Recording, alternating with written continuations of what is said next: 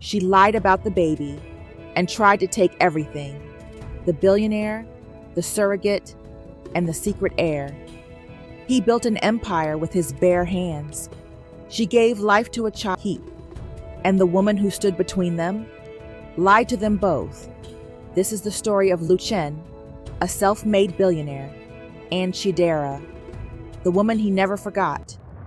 A story of betrayal and a secret child who could inherit an empire. It begins not with wealth, but with struggle. Not with love, but ambition. And not with truth, but with a devastating lie. Lu-Chen wasn't born into luxury. In the back alleys of Guangzhou, he scavenged computer parts while others played. He worked in sweatshops by day and studied coding by night. If I didn't build it, no one would. If I stopped, I'd stay there forever, young Lu-Chen said calmly. He didn't sleep much. He didn't complain. By 17, he had built his first software tool. "This kid just built an algorithm that outpaces 3 of our top developers," said an investor. By 22, his company disrupted Asia's logistics market. By 32, he was one of the youngest tech billionaires in Asia. He owned buildings, networks, entire industries. But for all his brilliance and wealth, he had no one to come home to. No legacy, no bloodline, no one to inherit the kingdom he had carved from concrete and fire. Lu-Chen quietly, during a press interview, "A man can build a tower so high he touches the clouds and still eat dinner alone." He married Mai, a woman as beautiful as she was mysterious. She moved through high society like a shadow in silk. Perfect, poised, untouchable. Everyone admired her. He trusted her. She's elegance personified. No scandals, no past, just pure class, a society columnist said. But Mai carried secrets, and the most dangerous ones were hidden in her smile. Lu-Chen wanted children, a legacy of his own. Mai told him she couldn't conceive. Another lie. In truth, she already had a son, born from an affair with a wealthy older man who discarded her. She never told Lu-Chen. Instead, she saw him as her second chance, a bigger prize. "A man like him needs an heir. I already have one," she once said. Chiedera was a woman with dreams stitched into every heartbeat. Born and raised in Nigeria, she excelled in languages and literature. She dreamed of being a professor, of traveling, of making her family proud. Chiedera laughing, "One day, I'll be teaching at Oxford. Just wait." But life isn't always fair.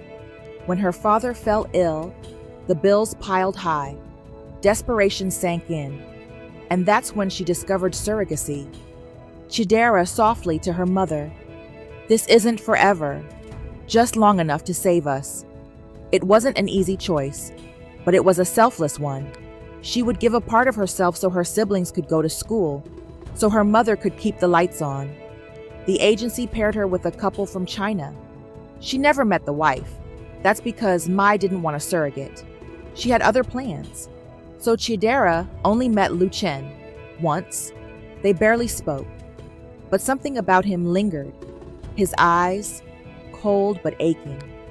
Guarded, yet searching. For what? She never knew. He looked like a man who wanted to say something, but forgot how, Chiedera murmured to herself. After the procedure, she was told it failed, that it didn't work. She was paid, sent home, forgotten. "We're sorry, Miss Chiedera. The implantation was unsuccessful," the clinic nurse said flatly. But the truth was buried. Mai never loved Lu-Chen. She loved his world. The private jets, the designer gowns, the boardroom power plays. She had always chased wealth, ever since her teenage years in Shanghai, where she learned that beauty could open doors, and lies could keep them open. Young Mai, in discussion with a friend, once said, "I don't need to be rich. I just need to marry it." Before marrying Lu-Chen, she had a son from a secret affair. The child was never part of the plan, but Lu-Chen, he was the golden ticket, the empire, the life. She never told Lu-Chen about the boy. Instead, she told him she couldn't have children. Mai said tearfully to Lu-Chen one night, "I'm sorry. I tried everything. The doctor said it's impossible. Then we'll try something else. What matters is having a family with you," Lu-Chen said gently. So they tried surrogacy. But when Chiedera became pregnant, Mai panicked. If Lu-Chen found out, her carefully built house of cards would fall apart. So she acted fast. She bribed the agency, faked medical records, had them report that the embryo was the narrative. Mai said softly, one evening over wine, "What if we adopt? Not because we failed, but because we chose to." After much deliberation, Lu-Chen agreed. "Let's do it the right way. A child deserves honesty, a clean start," Lu-Chen said, nodding. But Mai had already made her move. She used forged papers to pass off her biological son as an orphan, manipulated the process, and tricked Lu-Chen into adopting the boy. The child grew up with his name, his wealth, his legacy, and Lu-Chen had no idea. Years passed. The boy grew under Lu-Chen's roof. He called him father.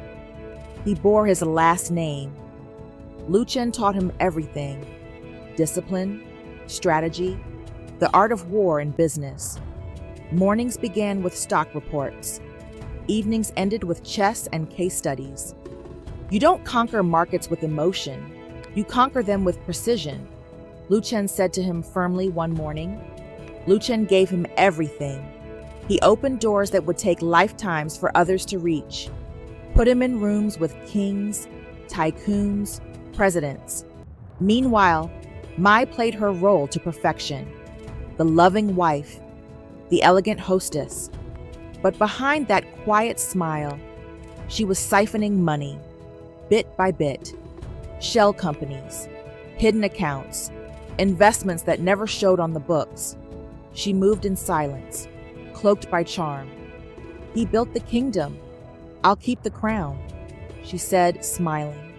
And then, on the eve of Lu-Chen's greatest expansion, a blow he never saw coming. She filed for divorce. "I've already signed. I'm entitled to half. And she gestured to her son, "will inherit the rest." She demanded everything. Half his businesses, his properties, his legacy. She even petitioned to make her son the sole heir of the plan. It should have worked.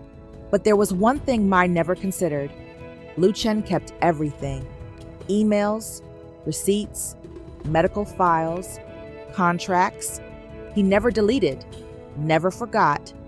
And in one locked drawer, tucked away behind years of silence and steel, a single document. One name: Chiedera. He read the report once, then again, and a third time, just to be sure his world was really breaking. Close up on the document: embryo implantation, successful. His hands shook. The silence in his office grew louder than any storm.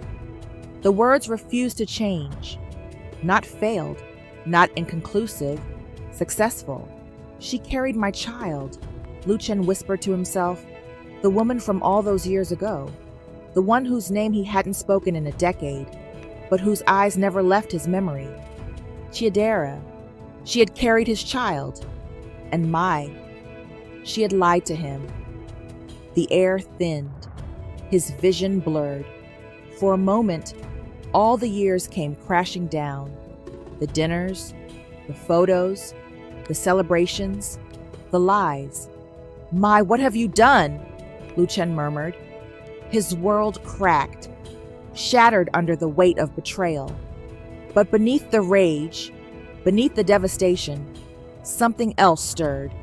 A heartbeat, a possibility, hope, a child, his child, out there in the world, waiting to be found. The search took months. Lu-Chen's team scoured records, tracked old agency contacts, followed every trail from Lagos to Accra. Each lead came up dry, until one day, a photo surfaced. A woman teaching at a volunteer school in Kenya. A familiar face. A memory returned. Lu-Chen, softly staring at the photo, said, "It's her." Chiedera was no longer in Lagos. She had moved across countries, Ghana, then Kenya, teaching, volunteering, raising her son, alone. Her hair was longer now, her eyes a little heavier, but her presence still radiant, still strong. When Lu-Chen arrived, he didn't bring an entourage, no lawyers, no camera crews, just the truth, and a paper-thin report that changed everything. He knocked once, the door creaked open, and there she was. "Lu-Chen," Chiedera said barely above a whisper. Her breath caught. Her heart didn't just skip, it stopped. He looked the same. Older, maybe, sharper, but the same eyes, the same quiet grief. "I should have found you sooner," said Lu-Chen gently. He didn't say much. He simply handed her the report. Tears welled in her eyes. She clutched the paper with trembling fingers. Chiedera shaking. "I always wondered, but they told me." She couldn't finish. Her voice broke, and then, from the hallway, came the sound of slow footsteps. A boy emerged, tall, quiet, introspective. His curls fell just like hers, but his posture, his presence, was unmistakably Lu-Chen. He paused beside his mother, eyes narrowing as he looked at the man on the porch. "Mama, is everything okay?" Chiedera turned to him, her hand brushing his back. She didn't speak. She couldn't. The boy looked at the stranger, not knowing. He was staring into the eyes of his father. The truth came out in pieces, slow, agonizing pieces. A DNA test, a court-ordered investigation, documents resurfaced, adoption records reviewed. The entire scheme laid bare under the harsh light of justice. The adopted child was confirmed to be Mai's from a past affair, a child hidden in plain sight. Courtroom judge reading aloud, the adoption was secured through fraud, forged identity, and deliberate omission of biological parentage. Lu-Chen sat stone still in court as the truth unfolded. Betrayal hung heavy in the air. Lu-Chen said quietly to his attorney, "She didn't just lie to me. She rewrote my bloodline." Mai was charged with fraud, perjury, and parental deception. Every corner of her empire of lies collapsed. She lost access to Lu-Chen's fortune. Her assets were frozen, her reputation shattered. Her son, once positioned as the heir to $1 billion legacy, was disinherited. Mai desperate in court. "You're giving him everything." Lu-Chen, calmly, "Yes, but you're the one who took everything and gave nothing back." When the dust settled, Lu-Chen rewrote his will, not for revenge, but for truth, for restoration, for legacy. He left nothing to chance. No loopholes, no more lies. Then, he did something no one expected. He brought Chiedera and their son home, not to the empire, to something more sacred, a family. Lu-Chen said gently one morning at breakfast, in their new home, "I didn't just lose time. I lost the life we could have had, but I don't want to waste another second." He asked her to stay, not as a surrogate, not as a memory, but as a partner, as a mother. Chiedera whispered through tears, "I'm not here for what you built, Lu-Chen. I'm here for what we share." She said yes, not because of the wealth, but because for the first time, the truth had finally come home. Mai lied to keep the fortune, but the truth returned stronger.